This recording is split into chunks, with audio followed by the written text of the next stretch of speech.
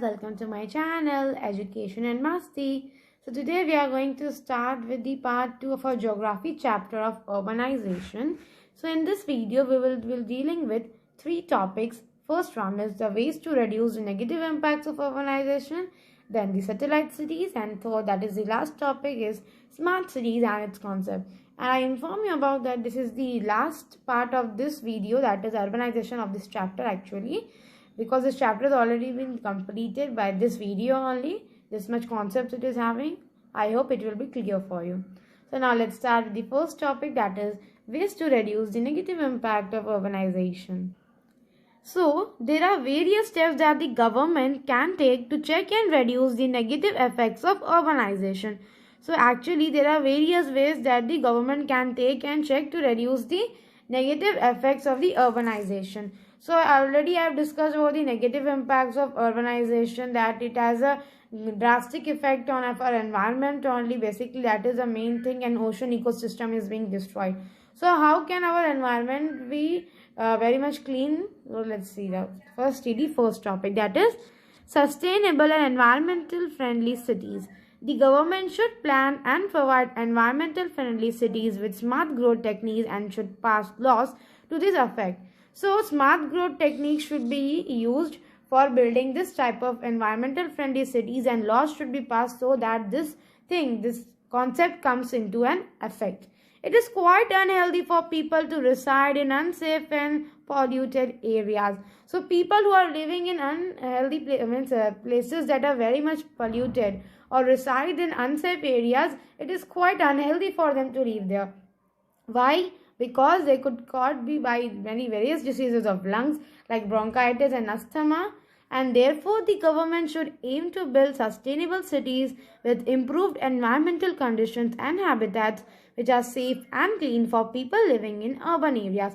So therefore the government should build that type of infrastructure, should build a sustainable type of infrastructure with improved environmental conditions and habitat so that people live and cleanly in the urban areas.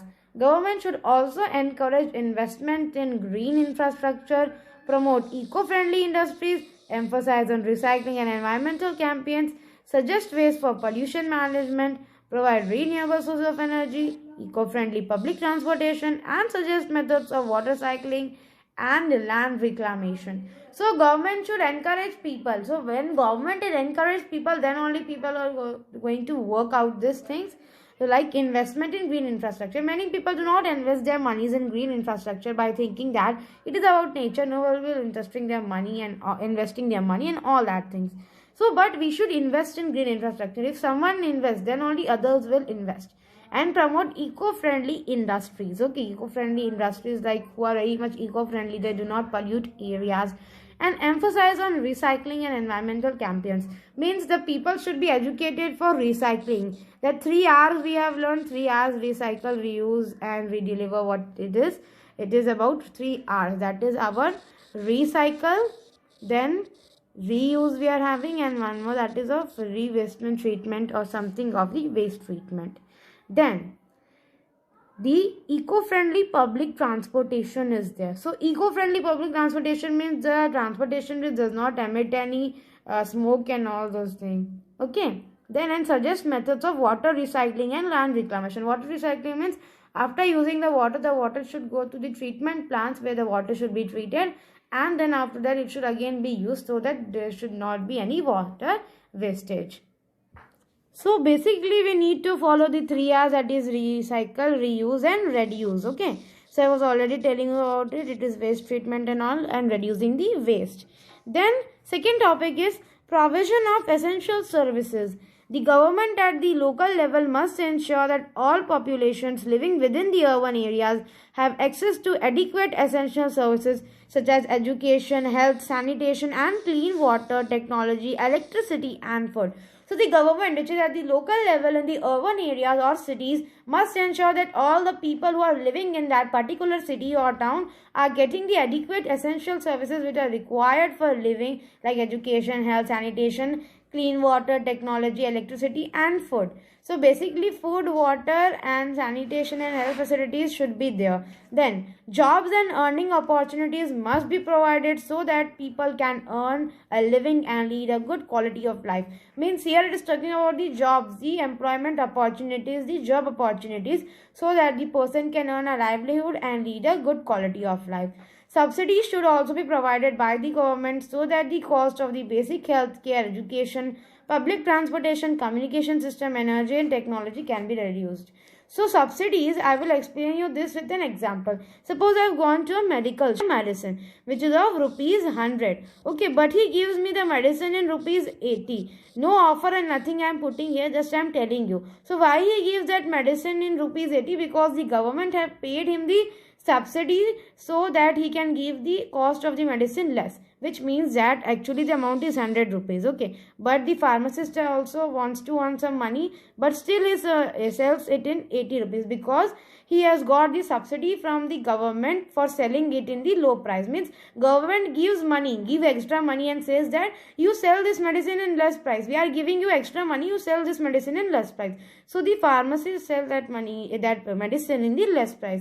That things happen with education, public transportation, communication system and all also. Like buses, you think that it is low cost, but government is giving the subsidies. That is why the cost of the public transportation is low. Okay, then let's move to the third one, that is more job creation. So more employment opportunities should be created to lessen the negative impacts of rapid urbanization. So more employment opportunities should be created to lessen the impact of the rapid urbanization which are growing in cities. Private investment should be encouraged in order to effectively utilize natural resources and create more job opportunities. So private investment should be there so that the encouragement of the natural resources could be possible, and this will also create more job opportunities. Natural resources like our sunlight, wind energy and all those things, and we will create different institute and different jobs for this. Then job opportunities and employment opportunities will also be increased. For example, let's take an example. By exploiting natural resources optimally and promoting tourism, more job opportunities can be created for the urban population. Okay. So which means that exploiting natural resources means exploiting trees or cutting down trees, and promoting tourism will means it will create more job opportunities for the urban population. So in order to encourage job creation, subsidies and grants should again be provided to foreign and private investments in environment friendly development projects. Like suppose I'm a tourist. Okay, I've been to a place, but that place is not like a place for going to tourists. But what they will do, they will cut down the trees which are moved there. So after that, why they cut down the trees? So that tourism can be promoted and the job opportunities will increase. Okay, but what will happen? This will have an adverse effect on the environment. So the government will grant again subsidies to the foreign and private investment for the environmental development projects, environmental friendly development projects. Then fourth point, we have population control. The government at the local level in urban areas must provide medical health clinics and family planning centers to help reduce the high rates of population growth. Effective medical counseling and campaigns directed towards healthcare and hygiene and family planning options must be provided across the entire urban area with the sole purpose of controlling diseases and population growth. Let me make you understand. So the government which is at the local level, either it be in villages like Zira Parishad or in the urban areas like mayor in the foreign countries. Okay. So the government at the local level must provide medical health clinics and family planning center to help reduce the high rates of population growth. So this family planning centers and medical health clinics will be there. Then it will help to reduce the high rates of population growth. Like medical health clinics, it can decrease the population growth in ways of by consulting from the doctor, and also sometimes it increases the population growth because if medical health facilities will be there, then the population growth could increase, and if family planning centers will be there, then population could decrease, so that the family gets educated about how for teaching a new child or all these things. So family planning centers and medical health clinics, both they help reduce the high rates of population growth. Then effective medical counseling and campaigns means counseling campaigns should be promoted by the government, so that the family planning will be more means in a more effective way, and also it will be towards healthcare and hygiene also. Due to healthcare and hygiene also, there are many diseases which are being caused. Okay, so if it would be the campaigns and all will grow to healthcare facilities and hygiene facilities, then also population growth can be controlled, and also the negative impacts can be controlled. Okay, and this campaign should be provided entire the urban areas. Okay, so with the sole purpose of controlling disease and population growth. So the main purpose is for controlling diseases, and if we have to control diseases, we have to keep clean hygiene. Okay, clean hygiene we should keep, and healthcare facilities we should take, and take a consult from the doctor also. So these things we do follow. Population growth, family planning centers and education centers will help you to get rid of these things. So I hope you have understood this first topic, the ways to reduce the negative impacts of urbanization. Now let's see the satellite cities. So satellite cities are smaller cities located close to a larger or main city. So what is the satellite cities? These are actually the smaller cities than the large or main city, which are located close to the main cities. Like, first you need to understand what I am trying to say. Suppose Delhi is the main city or big city. Okay, near which one more highly developed city is present, that is Gurgaon. Okay, and Gurgaon is the first satellite city of Delhi. Delhi is the main city and Gurgaon is the satellite city. Now you two need to understand what is the difference between both this. So a satellite city can operate independent of the last city, means it does not need the help of the last city, or it can operate independently. It however remains essentially a part of the large urban area with the main city at the center. With the expansion of the main city and the burden of overutilization on its various services, the government and the city planners have to decide on ways to relieve the pressure on the main city. Like many people from like Jharkhand, West Bengal, Odisha, they go to Delhi for the job opportunities. Okay, and this is putting pressure on the resources which are left in Delhi. So in Delhi, there are not much resources now left because of the people who are coming again and again in Delhi to settle. So that much opportunities or that much resources are not left. These people who are coming in Delhi, they are putting pressure on the natural resources or on the resources of Delhi. So that's why, because of this only, the smart cities or the satellite cities are being created. Delhi is the main city and Gurgaon is the satellite city. So this is the reason why the satellite cities are created, so that it could reduce the burden over the main city, because there is an exploitation of the resources that are left in the main city. Therefore, these cities like satellite cities are being created so that the pressure on the main cities would be reduced. Often this is done by developing another small towns or cities located close to the main city and yet completely independent of it. So basically these satellite cities are near the large city or the main city only. So here we can see one picture that Gurgaon, one of the Delhi's satellite city, has its own governing body and is connected to main city by road and metro. So connection between these both are with road and the metro. Okay, so this is a view of the satellite city of Delhi, that is Gurugram. Now its new name is Gurugram. Before it was Gurgaon, now it has been changed to Gurugram. So some of the features of the satellite city are, you need to carefully understand. It can ask you difference between a main city or a satellite city. You know about main city, but now you need to know about satellite cities also. So it is smaller than the main city and is located nearby. Means here main city is larger and the satellite city is smaller, and this satellite city is located near the main city. Then second is, satellite towns or cities are socially and economically independent, either completely or partially.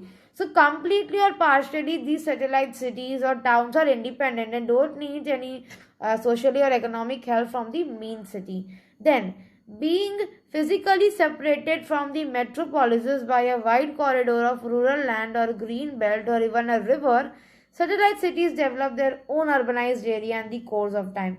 Means like, if I am living in Delhi and between Delhi and Gurgaon, if there is any river or something else, or there is green belt or you can say grassland, something about that, So no need of worrying. Then also it will create an urbanized area in that place in a course of time.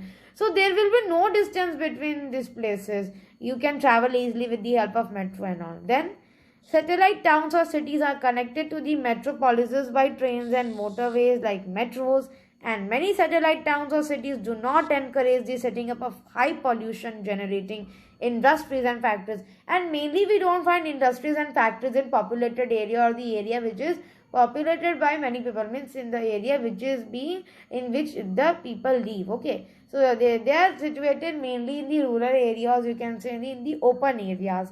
So then satellite towns and cities encourage development of small scale industries such as dairy farms, cottage industries, handicraft industries, jam factories, etc. These are present in the satellite cities. Then, satellite cities are mostly bedroom communities or residential areas. People go to work in the main city and return to their homes in satellite cities.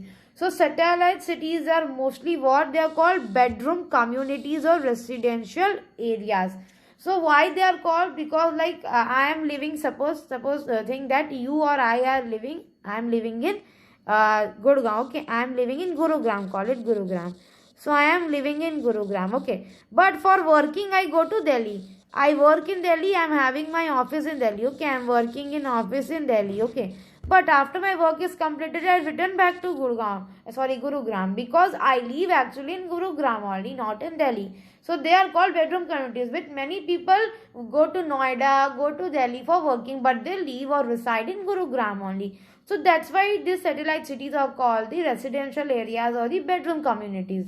Then satellite cities set up their own municipalities. They don't want to go to other large cities and all those things. They settle up their own municipalities.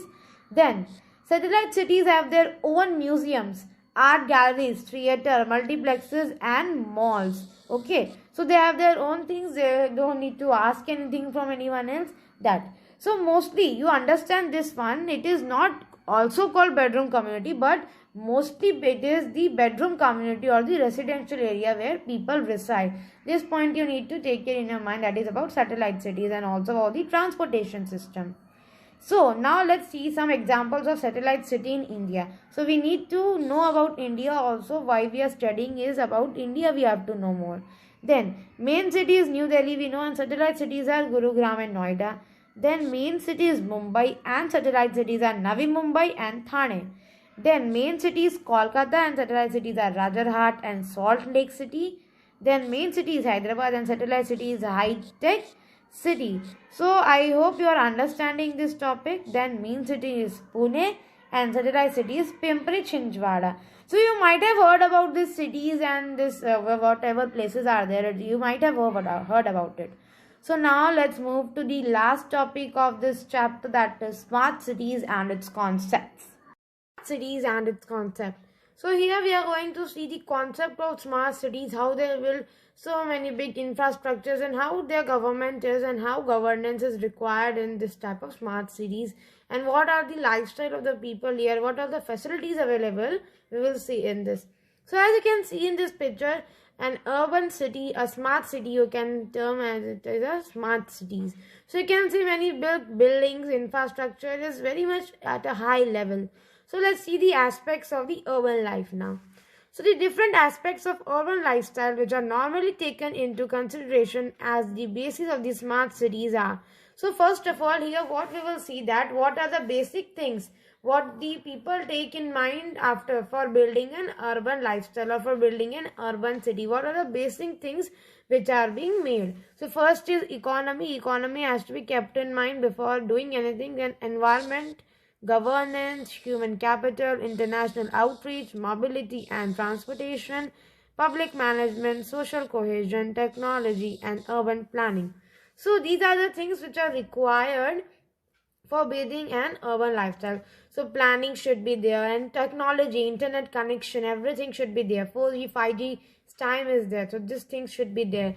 Social cohesion, management, publicity and everything, like also entertainment programmings, transportation facilities and international outreach, like aeroplane, via aeroplane, people who can come to here or people who can go from here to foreign land, all those things should be available in the smart cities. A smart city, first see this definition, then we will move on. A smart city is an urban region which is highly advanced in terms of overall infrastructure and sustainable real estate, communication and market viability. So, a smart city is an urban region. Urban region means it is a city. So, which is highly advanced in terms of overall infrastructure and sustainable real estate, means its building, its technology types and everything is in a high level, a highly advanced level, and also it is highly advanced in communication and market viability. In a smart city, information technology, that is IT, is the core infrastructure and the basis of providing essential services to all the residents. So information technology is the main infrastructure, and its topic, its main reason is for providing essential services to all the residents. So IT provides all the essential services like sanitation, water supply and everything to the residents of the smart city or the urban cities. Other essential infrastructure apart from IT in a smart city would include, means apart from information technology, that is from technology, broadcasting and all those things, apart from that, what are the other essential infrastructure which is available in a smart city? So we will see the list of them. So first is proper sanitation and waste management system. Then second is round the clock electricity supply. So sanitation and waste management system, everything is well maintained here. And then round the clock electricity supply means 24 hours electricity supply is there. Okay, 24 hours electricity supply is there. Here round the clock means 24 hours. Then round the clock adequate water supply, means water supply does not stop, round the clock it is there. Then efficient urban mobility and public transport with a good network of roads and well connected roads also. So there is a very good network of roads, very well connected roads are there, and efficient urban mobility and public transportation is also very much well maintained. Then well designed and affordable housing which even people in the low income brackets can buy. So basically we think that in urban areas or in city highly priced apartments and flats are available. But no, the people who have low income can also buy a well designed and affordable house. Means it will be a well designed and it will have a good rooms also. And in a low income they can buy 1 BHK or 2 BHK also. Then particularly e-governance where everything and everyone is connected digitally. So what is there? Good governance in there, which is particularly e-governance where everything and everyone is connected digitally. So mainly when we go in smart areas or smart cities, it is digital. Everything becomes digital. You no need to stand in a queue or a line. Everything will be digital and everything will be displayed in your mobile phone. Then sustainable environment with more than adequate green cover, means more than required green cover is there. So we think that when we are building cities or urban areas, all the forest cover is lost, but that is totally wrong. Forest cover is very much good and adequate is there, means more than important adequate green cover is present. Then safety and security of women, children and elderly is very much, means here security of women, children and elderly people are being there. Quick and efficient functioning of law enforcement officials, which means that there will be a law enforcement will be very much quick and efficient. Like when we go in village areas or any other areas, the law enforcement is very much slow, and in that time people run away. But here what happens, law enforcement is very much quick. If somebody has done a crime, then law enforcement will be there and he or she will be given the appropriate jail or whatever what they have done. Okay. Then adequate health centers and nursing homes are being present there.